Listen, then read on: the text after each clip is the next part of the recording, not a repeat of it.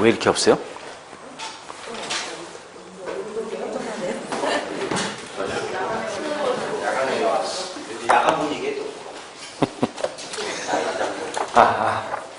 자, 안녕하세요. 자, 우리 지난주에 했던 거 좀 정리해 볼게요.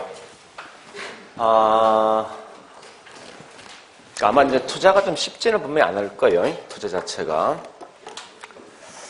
자, 일단 이제 투자에서 보니까 지난주에 했던 게 요거 했어요. 최선의 투자 대안 선택 방식이에요.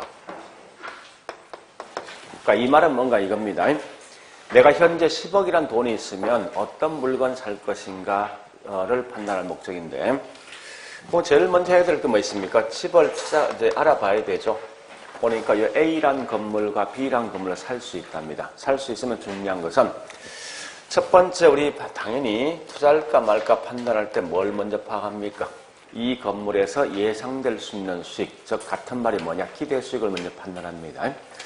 자, 근데 중요한 것은 요 값을 구할 수 있어야 돼요. 여기 보통 이제 계산 문제 여기서 딱 한 문제 시험 나오게 돼 있어요, 무조건.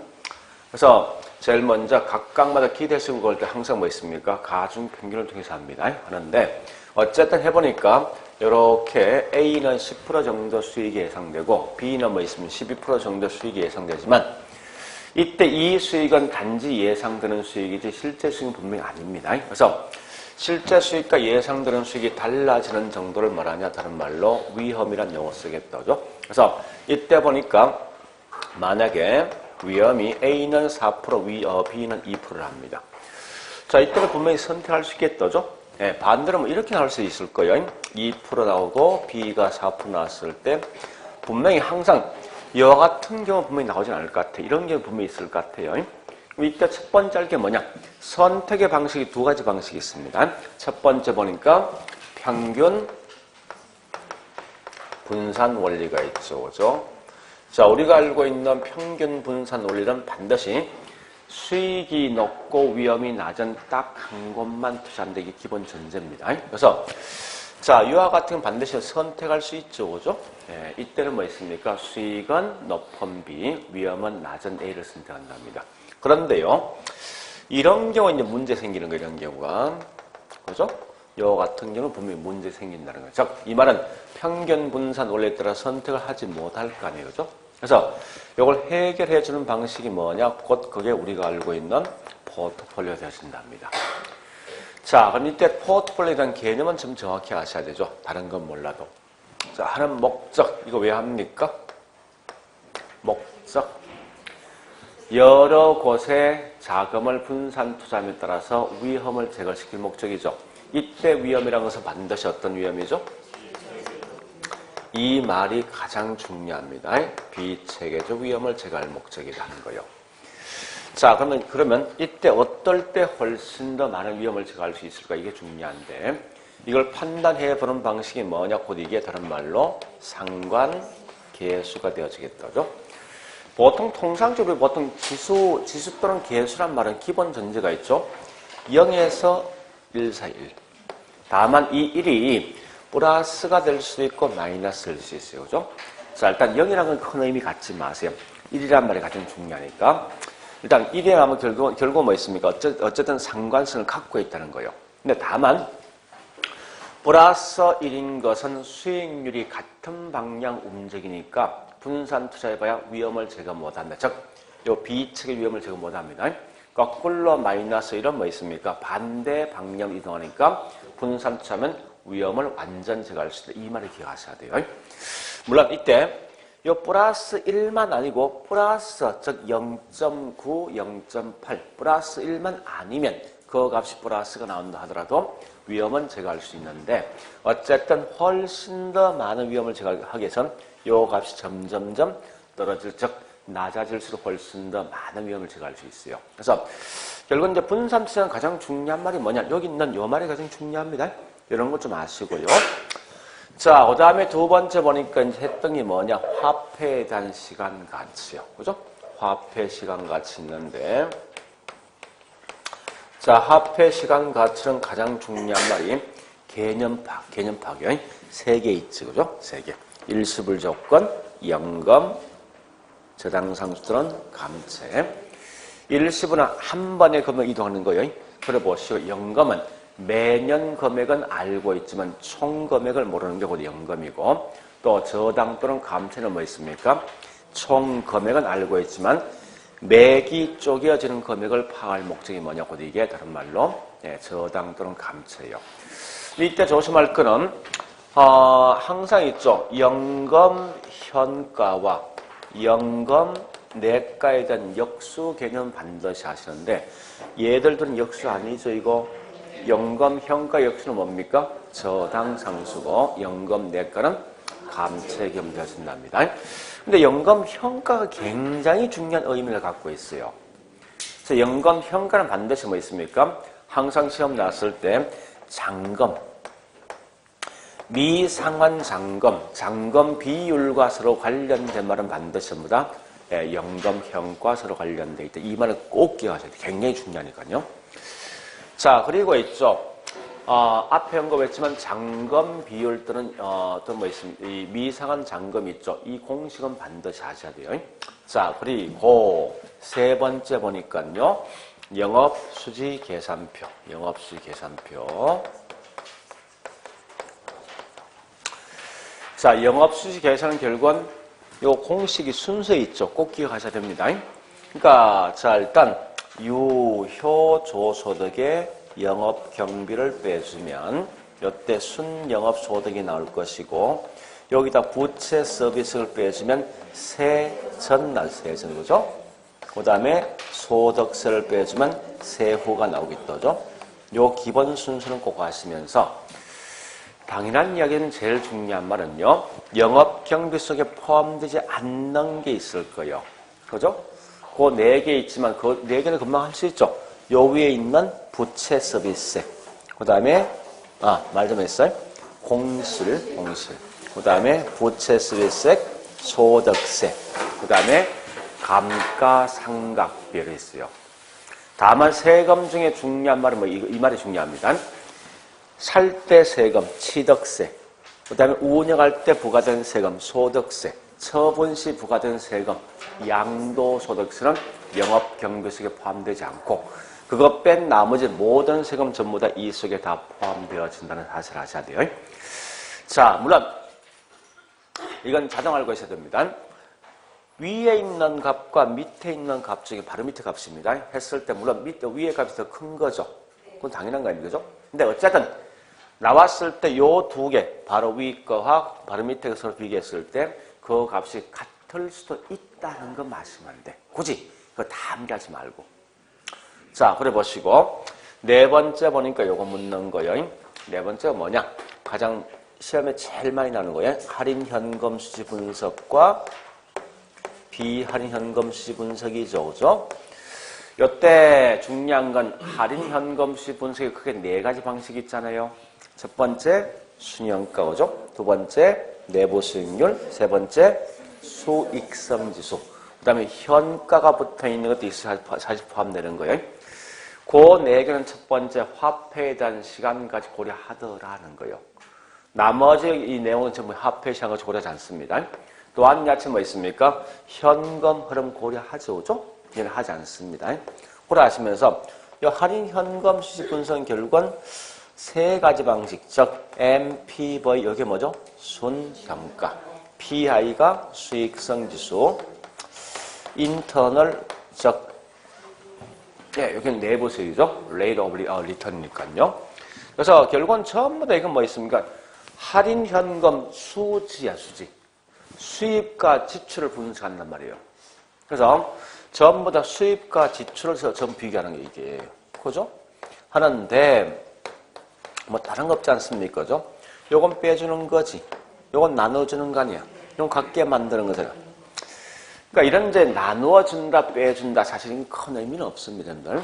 다만, 이 3개다 보니까 수익과 비용을 서로 비교하는데, 다만, 얘는 기준이 얼마예요? 0이지. 0보다 크면 하겠다죠? 얘는 기준이 얼마예요? 1이죠? 자, 문제는 내부 수익률은 항상 같이 따라올 말이 있지. 누구 따라옵니까? 내부 수익이 딱 나오는 순간 뒤에 무조건 따라와야 돼. 그렇지, 요구 수익이. 이 말은 결국은 내부 수익률과 요구 수익을 서로 비교하는데, 자, 잠시. 이거 왜 같게 만들지? 같게 만들 목적이 뭐요? 응? 이게 지금 제일 중요한 거예요. 얘가, 그래서 이게 시험, 주구장창 시험 나오는 거 항상 나오면. 응? 요걸 같게 자, 다시. 나는 이미 내가 요것을 알고 있단 말이에요, 이걸. 나오는 수익과 투자할 비용을 같게 만들면 이 건물 안에서 나올 수 있는 내부 수익을 구할 수 있어. 그러니까 항상 왜 같게 만들면 무조건 내부 수익을 파악할 목적이에요? 그 의미를 꼭 기억하시라고요. 중요한 것은. 자, 그런데 이때 가장 중요한 말이 뭐냐 이 말입니다. 예, 전부 다 있죠. 전부 다 수익이든 비용이든 어쨌든 이거 딱 나누는 순간 제일 먼저 확인할 게 수익 비용 뒤에 반드시 뭐가 들어야 돼? 화폐 가치 현가란 말이 무조건 들어야 돼요. 그래서 항상 순영가이든 내부 수익이든 수익성 지수 물었을 때 무조건 뭐 있습니까? 요 말을 먼저 확인해야 돼. 전부 다. 그래서 현재 가치란 말이 없으면 다 틀린 거예요. 이 말이 가장 중요한 거예요. 그래서 우리 지난주에 했던 투자가 조금 어렵지만요. 이 정도 보시는데 분명히 잘 설명했습니다. 항상 공부하실 때 이렇게 서로 연결하려고 생각하지 말고 그냥 전부 다 분리시켜. 요거 분리. 이렇게 분리, 딱딱 분리시키라고. 그래서 단락단락 분리해 보시면 훨씬 더 내가 공부하기 쉽다고요. 자, 그리고 이제 금융. 자, 금융으로 넘어가면요. 실제 금융은 제가 두 개. 뭘 했는가 하면요. 마치 우리 지난주에 뭐 했습니까? 할인 현금 수지 분석과 비례했을 때 화폐에 대한 시간 가치 고려할래 말래 했던 문제 꽤 많이 풀어봤죠? 그런 문제 우리 지난주에 했지만 21회, 22, 23, 24회, 25회 안 나왔어요?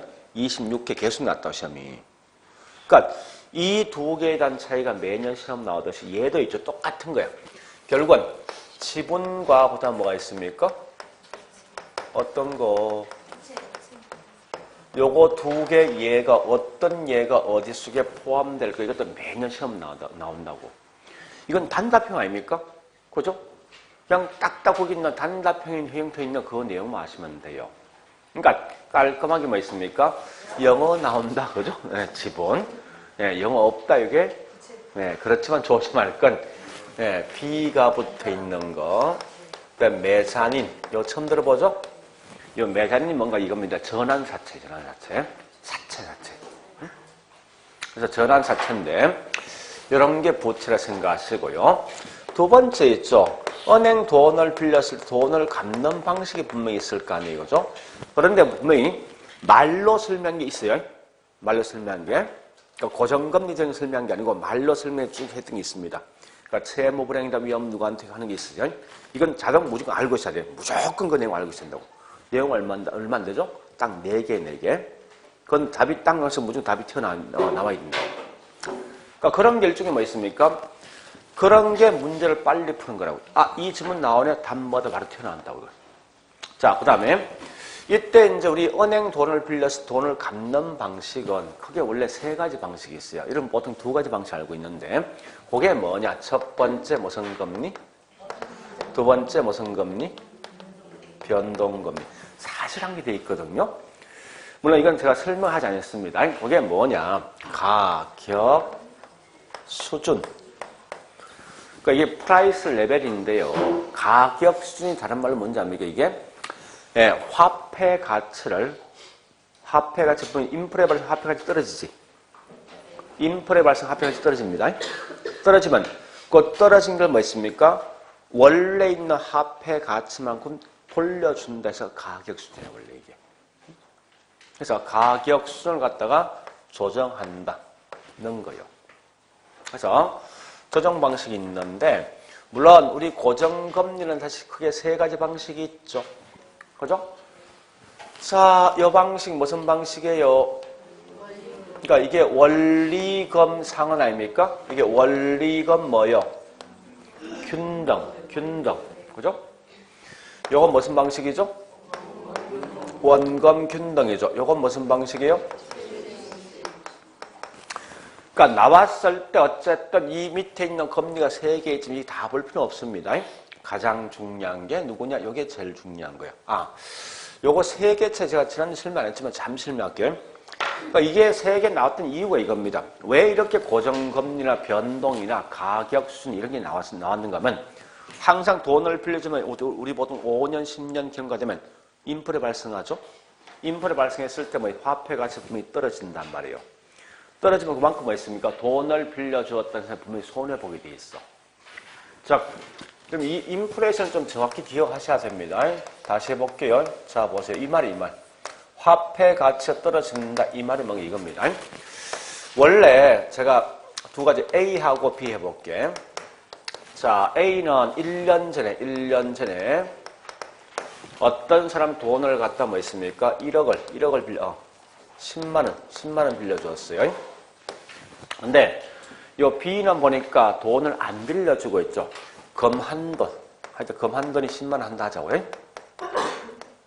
그래서 1년 경과는 현재 요걸 갖다 봐보자고. 보았을 때. 자, 1년 전에 10만 원 주고 검 한 돈 샀는데 현재 이게 얼마 드는가 하면 20만 원 되더라고요. 20만 원.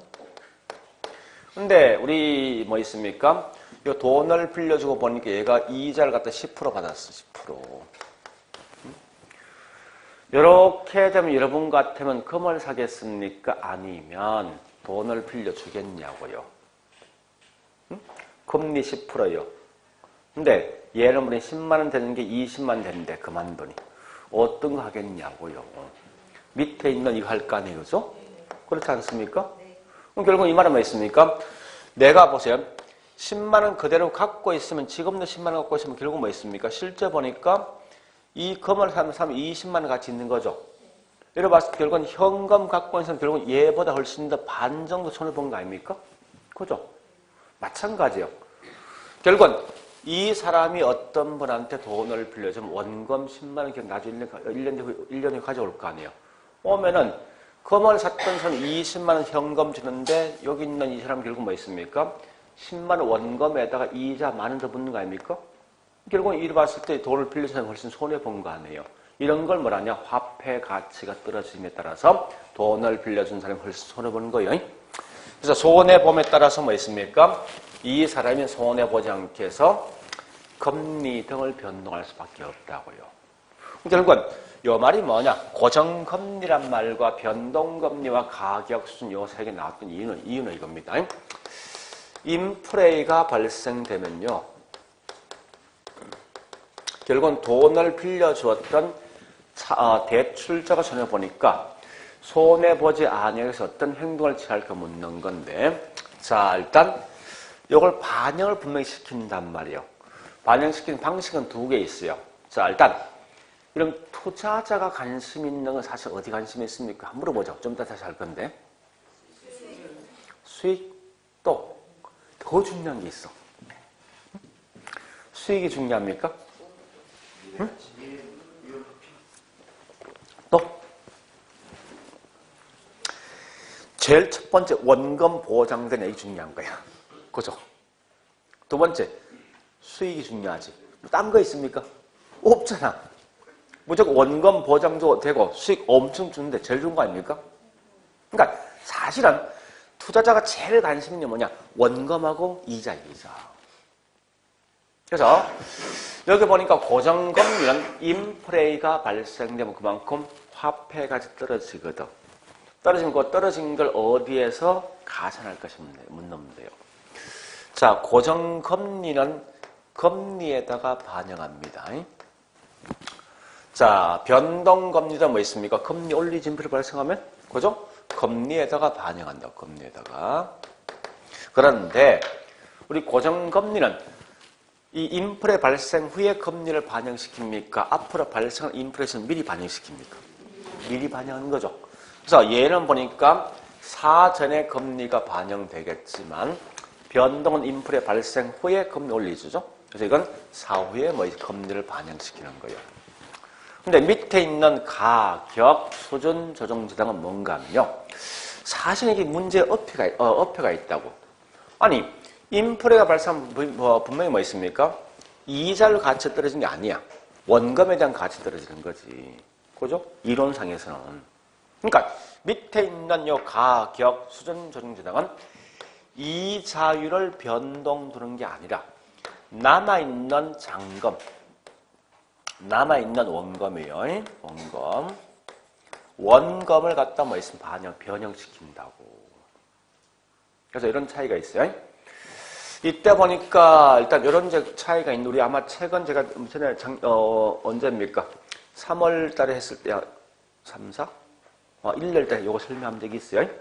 있는데, 요 변동금은 사실 크게 세 가지 방식이 있어요. 그게 뭔가 하면, 가변 이자율 있고, 그 다음에 조정 이자율, 그 다음에 재협상 이자율, 이렇게 있어요. 있는데, 자, 결론. 한 번 들어본 거야. 이 끝이에요. 여러분, 주구장창 다른 거 없어. 오직 요것만 가지고 가시면 돼. 무조건. 응? 절대적으로 고정금리만 시험 낼 수밖에 없어요. 다른 건 시험을 낼 수가 없어요. 다만 우리 지난주에 했듯이 뭐 있습니까? 변동금리에 보니까 기준금리 플러스 가상금리죠. 이때 기준금리에서 뭐 있습니까? CD하고 코픽스 있죠. 그 차이만 기억하시면 돼요, 여러분들이. 그거 이상 보지 마라 할 필요 없으니까. 됐죠? 그렇게 내용을 좀 정리를 해 주시고, 하여튼 요거 세 개 차이 보시면 특히 중요한 건 요거 두 개 차이죠. 그죠? 공통점은 첫해 이자 같고, 하나 더.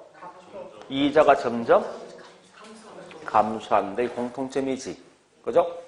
원금 상환분은 얘는 점점 올라가지. 얘는 항상 같은 거 아닙니까? 원금 균등은? 일단 그런 개념만 좀 정리하시면 돼요. 그래서, 자, 일단 금융에서 두 개 있어요. 이렇게 두 개 있습니다. 자, 일단 이제 이번 시간부터 하는 게 뭐냐? 자, 일단 이번 시간에, 할게. 자, 우리 책에서 보니까,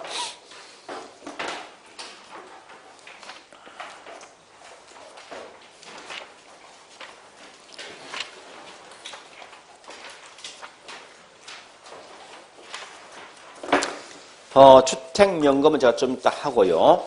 먼저 뭐부터 하는가 하면 353페이지 있는 정권, 부동산 정권부터 먼저 할 거예요.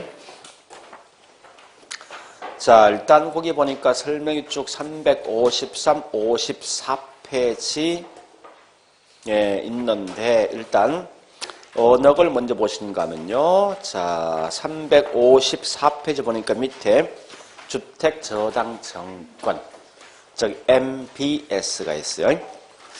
자, MBS를 하기 전에 먼저 이 내용을 제가 먼저 합니다. 우리 강의 노트 보니까요, 여기 있어요. 43페이지요. 자, 43페이지 있는 내용을 제가 먼저 할 거예요, 지금부터.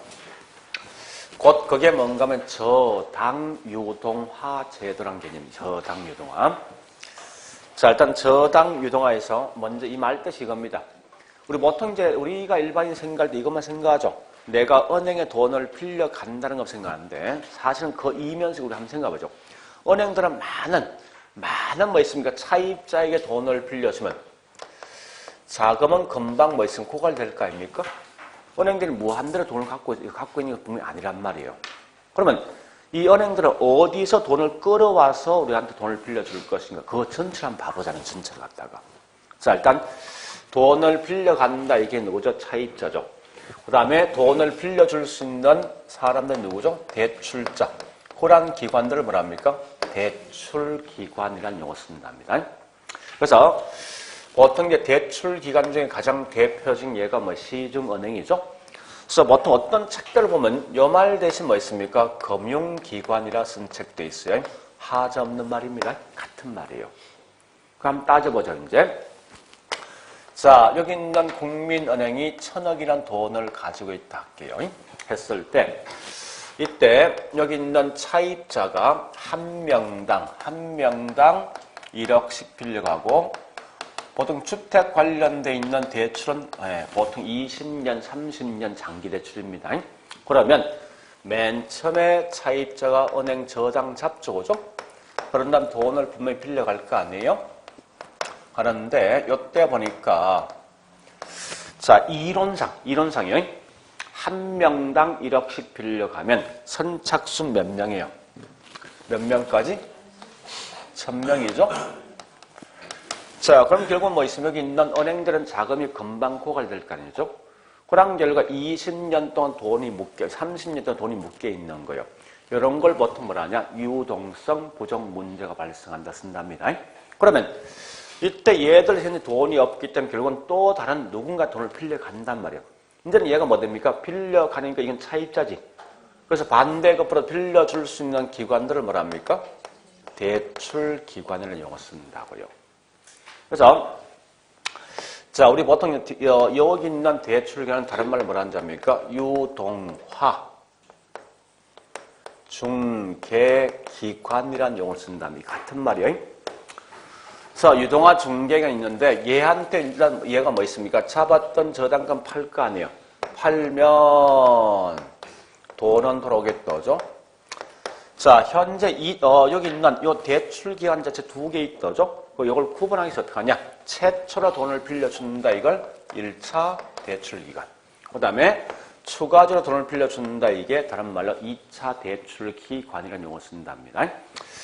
자, 2차 대출 기관의 가장 대표적인 예가 누구냐? 여기에 보니까요. 한국주택금융공사, 한국주택금융공사가 결국은 2차 대출의 가장 대표적인 예입니다. 자, 이때 보니까 얘들로 돈이 무한대 있는 게 아니라 결국 한정돼 있는 돈만 있을 것 같아. 그래서 예를 들어서 2차 대출 기간도 뭐 있습니까? 자금이 1,000억 정도 가지고 있다 할게요. 그러면 다시 해보자고요. 자, 일단 1,000명 빌려주고 그다음 뭐 있습니까? 자금 고갈돼 있죠. 그래서 잡았던 저당을 다시 몽땅 팔면 1,000억 들어오죠. 그러면 또다시 얘는 뭐 있습니까? 추가적으로 1,000명 더 빌려줄 수가 있을 거 아니에요. 그럼 이제는 뭐 있습니까? 1차이든 2차이든 둘 다 자금 고갈되겠다죠? 되면은 2차 대출 기관들은 할 수 없이 잡았던 저당권을 가지고 여기 있는 투자자한테 뭘 발행하면요? 예, 여기 있는 정권을 발행한다고. 하면 얘가 수익성이 있다고 생각하면 얘들은 사겠다죠? 사면 이제 뭐 있으면 돈이 이렇게 흘러 들어감에 따라서 유동성 부족 문제를 해결해 주는 방식이 뭐냐? 곧 이게 저당 유동화예요. 저당 유동화 어렵게 보자면 우리말로 번역할게. 유동이란 말이 뭐예요? 흘러간다, 이전된다, 양도되는 거죠. 이때 넘어갈 수 있는 물건이 뭐예요? 현재 뭐가 넘어갑니까? 이렇게. 저당이지? 그러니까 저당이 이전된다, 양도된다, 흘러간다 해서 저당 유동화 제도라고 쓰였을 때예요. 그래서 원래 원칙이 이게 원칙이에요. 근데 때에 따라 보니까 1차 대출 기관들이 직접 여기 있는 투자자한테 채권 등을 발행해서 이렇게 자금이 흘러 들어갈 수 있어요. 자, 그런데 잠시 용어 하나 정리하자고요. 자, 우리가 지난주에 했듯이 금융도 지분, 금융, 부채, 금융 두 개 있죠. 이 정권도 두 개 있어요. 지분, 정권과 또 뭐 있습니까? 부채, 정권 두 개 있다고요. 이건 어떤 예가 어디 속에 포함되는 게 큰 의미 없습니다. 우리가 이 지난주에 했듯이 지분과 부채 있죠. 그냥 허리 딱 구분시키라고 지난주에 했던 대로. 다만 이 지분 정권이 결국 뭐예요? 주식. 결국 지분 정권이 주식입니다. 그러니까 주식이다 이 말은 부동산을 통해서 만들어진 주식이 있습니다. 꼭 그게 뭐냐? 리츠. 좀 이따 할 거 이거. 그 다음에 펀드. 이러면 펀드. 실상은 중요한 게 부채 정권이 중요한데 우리 앞으로 이 부채 정권을 줄여서 뭐 있습니까? 채권. 채권이란 말 거의 보태된 거 준말입니다. 그래서 이 채권이 크게 3개 있다고 그죠? 자, 잘 알지만 첫 번째 MBS 또 뭐 있죠? CMBS 또요 ABS 3개 있습니다. 예, 지금은 이걸 갖다 전체적 흐름을 설명하는 거예요. 하고 나중 가면 다시 이 분리해 볼 거예요. 따로따로. 자, MBS는 뭐에 대한 약자냐? 항상 M이라고 해서 모기지. 모기지 100. 100일로 받는 거죠. 그 다음에 securities. 이런 거요. 그 다음에 CMBS는 C가 상업이에요, 상업.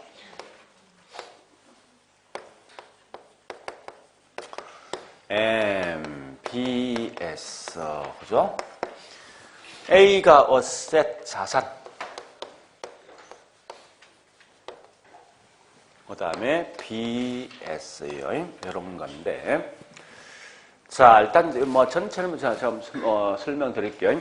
이거 보세요. 우리 BS는 이 B란 건 돌려받는 거잖아요. 이 S는 뭐 있습니까? S는 요거 아닙니까? 종이 쪽지야. 권리가 있는 종이 쪽지, 정서란 말이에요. 우리 차 사고 좀 집 살 때 채권 사죠, 채권. 그죠?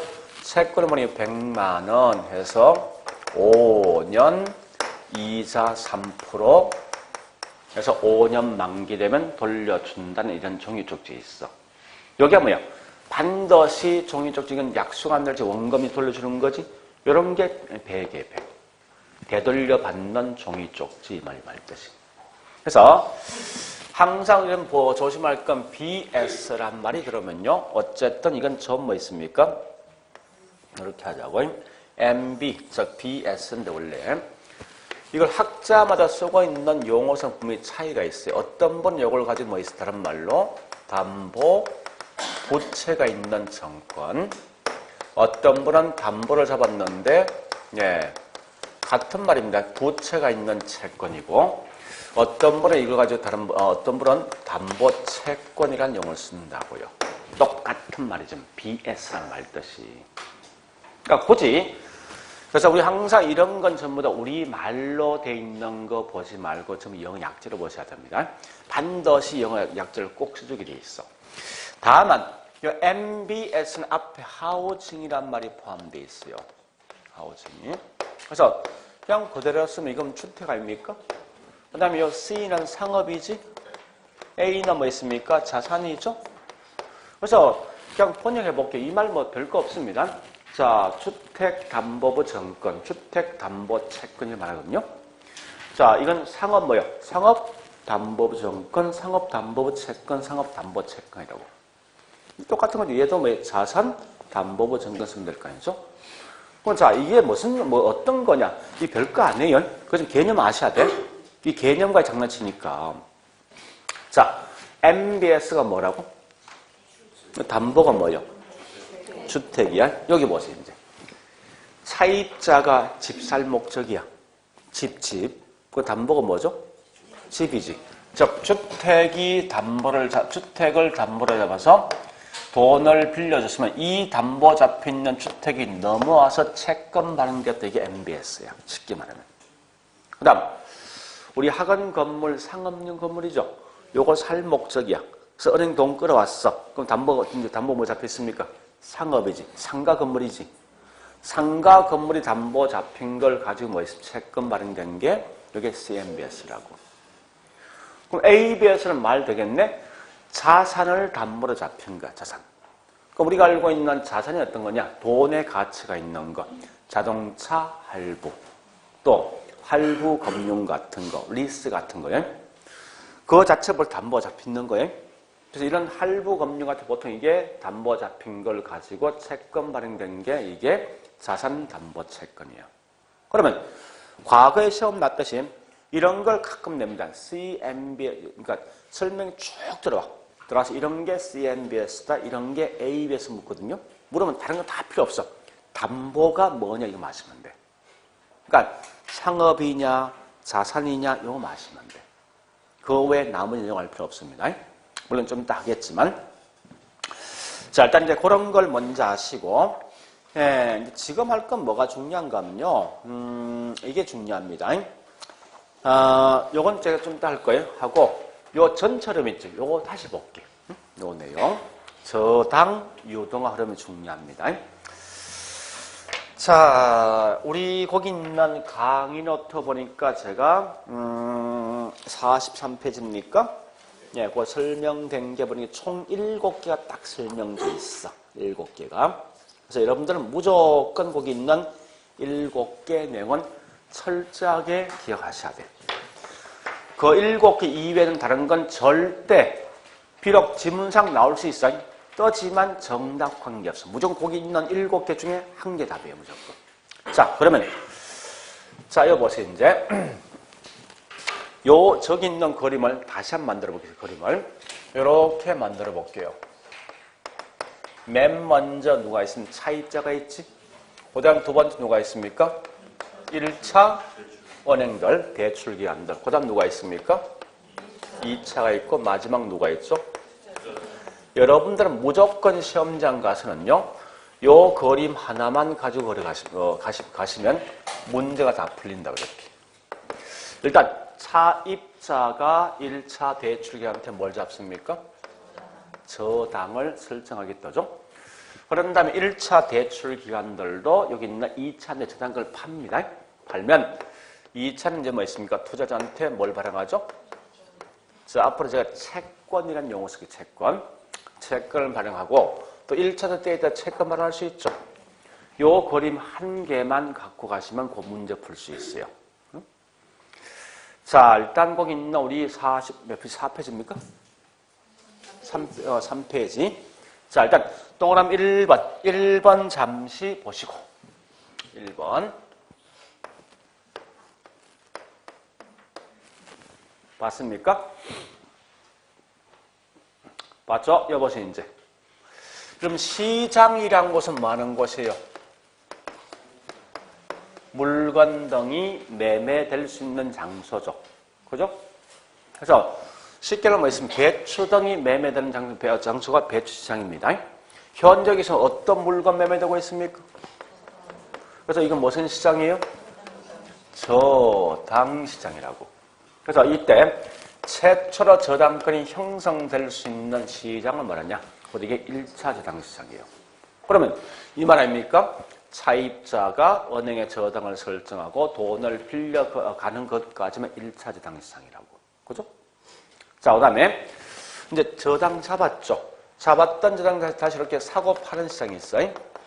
이러한 시장을 뭐라 하냐? 요걸 가지고 다른 말로 우린 2차 저당시장이다. 구분하셔야 돼요. 자, 조심할 건 1차 대출 기관들은 1차 대출 기관은 뭐 있습니까? 요 둘 다 포함됩니다. 그건 당연한 거죠. 이 말 아닙니까? 차입자가 저당 설정하고 돈을 빌려가는 것까지만 1차예요. 그 다음에 잡았던 저당을 다시 사고 팔 수 있는 이런 시장이 뭐냐고 2차니까 이건 둘 다 포함돼요. 다만 조심할 건 2차는 반드시 2차 저당시장은 절대 이 속에 뭐 있습니까? 2차 저당시장 이 속에 차입자는 포함 안 되겠지? 그죠? 그런 것만 아시면 돼요. 자, 그 다음 두 번째, 그 2번. 동그라미 2번 읽어보시고.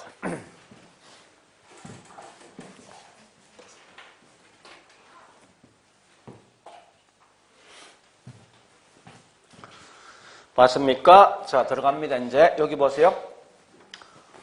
차입자가 2차 대출 기관한테 저당 설정할 수가 없지, 그지?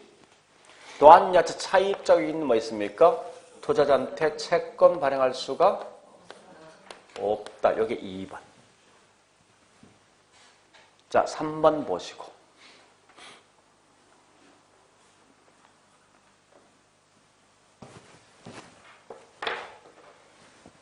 봤으면요. 여기 보세요, 이제. 우리 모저당이라는 것은 최초 있는 저당이야. 최초 저당권을 가지고 모저당입니다. 그래서 보통 엄마 저당인데 이게. 그래서 모저당과 여기 채권과의 상관관계예요. 그래서 한 개의 저당권 가지고 여기 있는 채권은 한 개 또는 여러 개 발행할 수 있습니다.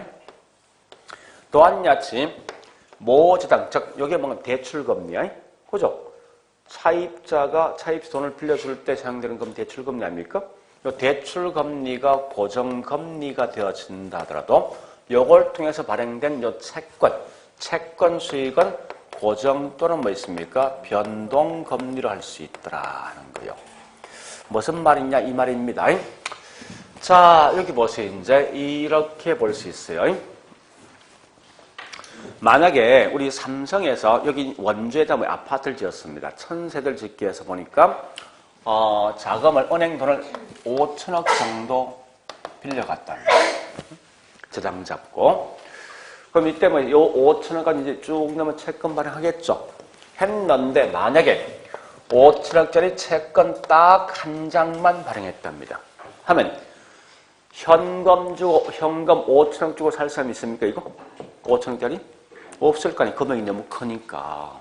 그거 어떻게 해야 돼? 할 수 없이 이걸 쪼갤 수밖에 없는 거예요. 그래서 쪼개는데 10만 원짜리 10만 장, 100만 원짜리 뭐 5만 장 이렇게 쪼개서 이 5천을 분명히 만들 거란 말이에요.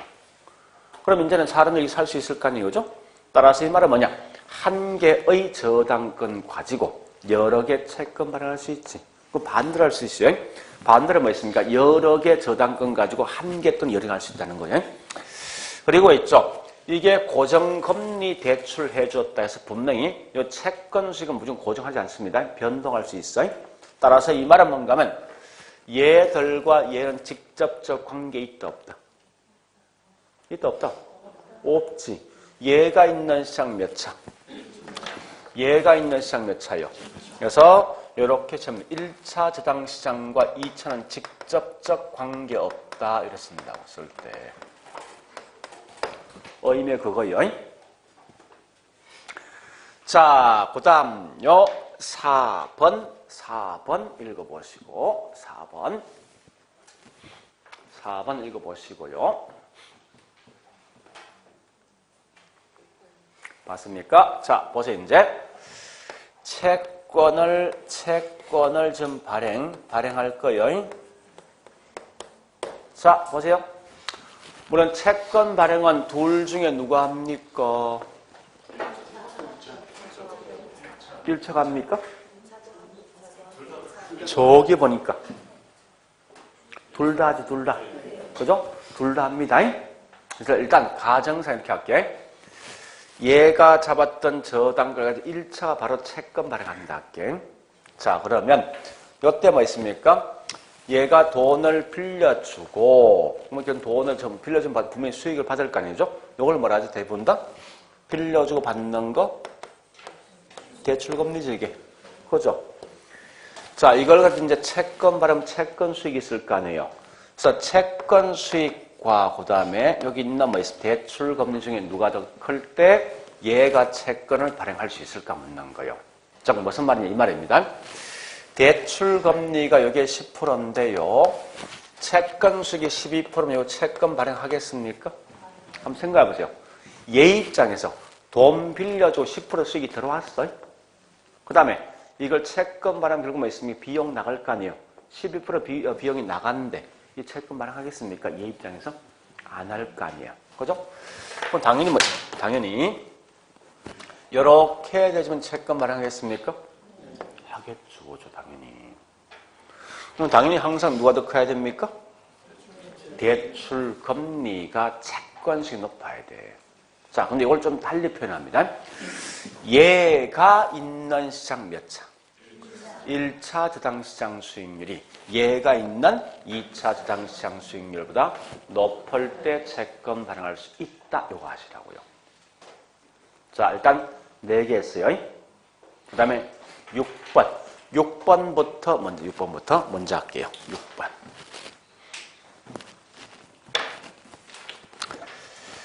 자, 봤습니까? 그럼 여기 보세요. 이제 이 말. 자, 보세요. 만약에 여러분들 밑에 있는 2차 저당시장이 없는 경우, 밑에 이거 없습니다. 없을 때, 현재 이론상에서 여기 있는 이 1차 국민은행이 자금을 1000억이라는 돈을 갖고 있다 하자고. 그리고 뭐 있습니까? 여기 있는 한 명당 1억씩 30년간 빌려간다 하자고. 그럼 이론상 뭐 있습니까? 몇 명 빌려줄 수 있습니까? 뭐 더 이상 빌려줄 수 없을까요? 밑에 있는 이게 없으면. 그죠? 이 말은 뭐냐? 저당이 유동화되기 전만 해도 은행들은 한정돼 있는 돈을 가지고 한정돼 있는 차입자를 빌려주었다고요. 그죠? 근데 이제는 똑같은 요 돈을 갖고 있지만 밑에 있는 2차 저당층이 있으면 자, 일단 1000명 빌려주고 잡았던 저당 팔면 돈 들어오죠? 그것도 뭐 얘는 빌려줄 수 있을 거 아니죠? 그런 다음에 뭐 있습니까? 만약에 여기 있는 투자자가 정권, 채권만 발행하면 무조건 100% 전부 다 사준다면 어떻게 되겠냐? 자, 잡았던 저당 몽땅 다 채권 발행해 하면 똑같은 돈 들어오죠? 뭐 또다시 뭐 있습니까? 여기 있는 몽땅 다 이게 저당권 팔면 또 돈 빌려줄 수 있어. 뭐 이렇게 계속 반복되는 결과는 이건 이론상 무한대 대출 가능합니다. 그러니까 뭘 구분하시면 이걸 좀 구분하시라는 거예요. 저당이 유동화되기 전에는 똑같은 돈이 있지만 한정돼 있는 돈을 가지고 한정돼 있는 차이점을 빌려줬다는 거예요. 지금은 동일한 돈이 있지만 밑에 있는 유동화가 되어짐에 따라서 더 많은 차입자에게 빌려줄 수 있는 그런 장점도 있다는 겁니다. 자, 그게 무슨 소리냐? 요거 묻는 거죠. 이와 같이 이제 6번째 겁니다. 은행들은 똑같이 한정된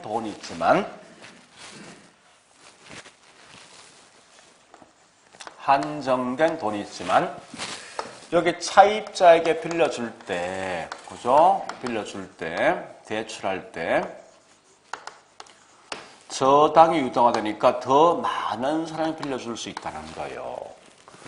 아까 했지만 저기 있는 뭐 있습니까? 투자자가 채권을 얼마든지 무한대로 사줄 수 있으면요. 이론상 대출도 뭐 있습니까? 무한대 가능하다 이겁니다.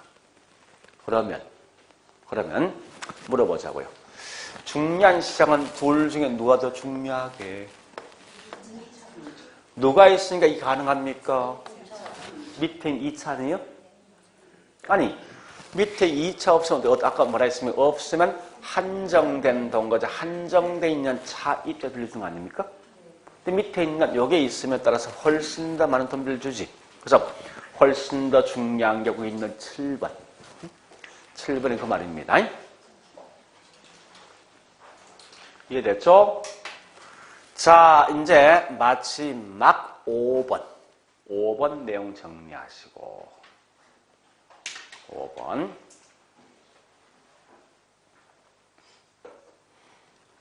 봤습니까? 자, 보세요. 이거 할 거 이제. 여러분, 한번 따져보자고. 내가 있죠? 내가 현재 은행이에요. 은행 입장은 당연히 항상 보는 게 뭐 있습니까? 수익이 높은 걸 선택합니다. 자, 일단 첫 번째. 은행이 돈이 무한대로 있어요. 있으면 첫 번째 케이스는 뭐냐? 자, 둘 중에 선택하셔야 됩니다. 요렇게 뭐 있습니까? 차입자한테 빌려주고 이자가 10% 있대. 요걸 그냥 계속 가져가겠습니까? 지금 현재 돈이 엄청 무한대로 있는 거예요. 아니면 B 같은 경우 뭐냐 이겁니다. 잡았던 저당을 팔고 여기 저당 잡았던 걸 채권 발행해서 채권 수익, 채권 비용을 지불하는데. 즉 다시 할게요. 첫 번째 케이스는 뭔가 하면은 은행들은 저당 잡아서 계속해서 이자 수익을 취하는 게 훨씬 좋겠습니까? 아니면 이렇게 이 저당 잡았던 걸 가지고 다시 이렇게 채권 발행해서 여기 있는 요 두 개 차익을 얻을 수 있는 수익이 좋겠습니까? 어떤 게 좋습니까? 첫 번째 거지. 돈이 일단 무한대로 있다 가정했을 때 당연히 뭐 있습니까? 10% 수익이 좋은 거 아닙니까? 요 차익보다도. 이 말은 뭐냐? 그래서 원칙은 은행들은 뭐 있습니까? 저당해주고 이 돈을 빌려줘서 나오는 수익인 대출 수익이 얻는 게 훨씬 높다고. 근데 이게 단점이 있어. 은행들은 한정돼 있는 돈이 있죠. 있는 결과 돈을 너무나 많이 빌려준 결과 돈이 자금이 고갈된 거야. 돈이 없다는 거야, 이제. 없을 때 뭡니까? 할 수 없이 잡았던 저당 팔아서 뭐 있습니까? 여기 있는 요 차익을 얻겠죠. 그죠? 그래서 이 말이 뭐냐? 결국은 거기 있는 5번이 그 말입니다. 자, 1차이든 2차이든 자신들이 감당할 수 있는 저당권은 갖고 있다는 거예요. 그럼 뭐 있으면 대출 수익 가져가니까. 다만 감당할 수 없을 때만 또 다른 개한테 처분을 한다는 거예요. 이런 걸 가지고 다른 말로 자산 포트폴리오 가능하다. 총 7개요. 그래서 7개 보시는데 어쨌든 시험장 가서는 이걸 다 그리지 말고 여기 있는 흰 색깔 있죠? 이것만 딱 그려놓고 뭐 있습니까? 문제가 물어줄 때마다 따라만 가시면 된다는 거예요. 자, 일단 거기 있는 OX 문제 풉니다.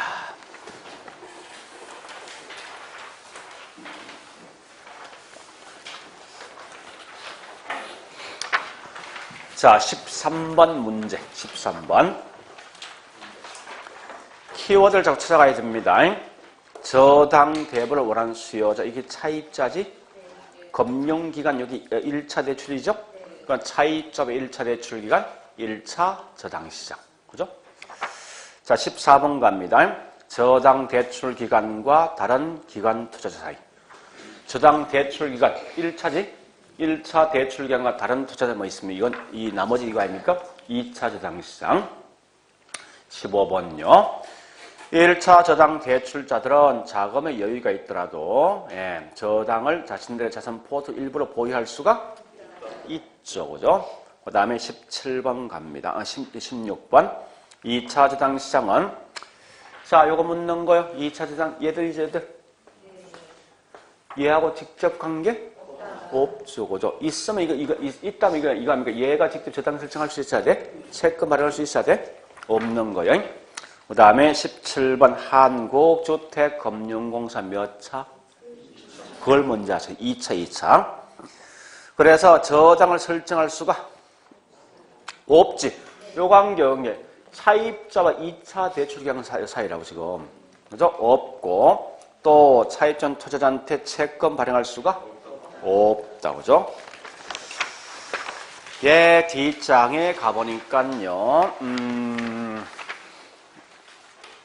18번 한 개의 저당권을 가지고 여러 개 채권 발행할 수도 있고 모 저당이 고정금리면 채권도 변동금리 발행할 수가 있죠. 그죠? 19번 채권 발행 기간이 채권을 발행할 수 있기 위해서는 1차 저당시장 수익률 대출금리가 2차 저당시장 수익률 채권 수익보다 높아야지 되겠죠. 그 다음에 20번 해보시고요. 21번 가볼게요. 자, 21번 잘 보셔야 돼요. 자, 첫 번째 지금 요거 묻는 거예요. 잠시만요. 요 상품 묻는 거예요. 자, 요 구분이 뭘 구분하는 거예요? 얘는 담보 뭐? 얘는요? 그거요. 그럼 현재 보니까 첫 번째 보니까 앞에 뭐 담보 뭐요? 주택이면 뭐요? MBS. 두 번째 상업용이지 CMBS. 이렇게 하시면 돼요. 됐죠? 자, 그래서 좀 쉬었다가 MBS 다시 볼게요. MBS.